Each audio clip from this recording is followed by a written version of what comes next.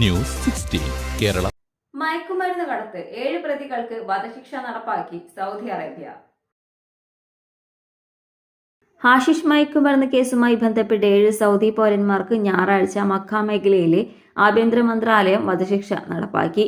Mubarak bin Makhbooth bin Mubarak al Sayari, Makhbooth bin Ali bin Abdullah an Sayari, Mania bin Muhammad bin Hamad al Yami, Muhammad bin Ali bin Muhammad al Marouf al Sayari, Gaid bin Ali bin Abdullah al Karbi, Muhammad bin Mubarak bin Muhammad al Sayari, Salim bin Khadan bin Salim al Sayari എന്നിവരെയാണ് വധശിക്ഷയ്ക്ക് വിധേയരാക്കിയതെന്ന് മന്ത്രാലയം വിശദീകരിച്ചു.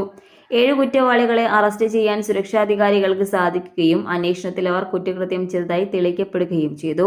ബന്ധപ്പെട്ട കോടതിയിലേക്ക് case refer ചെയ്യുകയും വധശിക്ഷ വിധിക്കുകയും appeal കോടതിയും കഴിഞ്ഞ് സുപ്രീം കോടതി ശിക്ഷ ശരിവെക്കുകയും ചെയ്തതോടെയാണ് വിധി നടപ്പാക്കിയത്.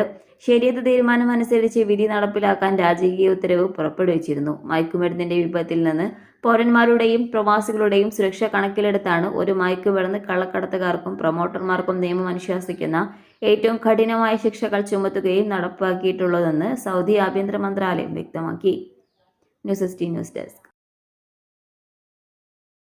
പക്ഷമില്ല, വിവേചനമില്ല. നേരിനൊപ്പം, നാടിനൊപ്പം, നാട്ടുകാർക്കൊപ്പം. News 16 Kerala channel.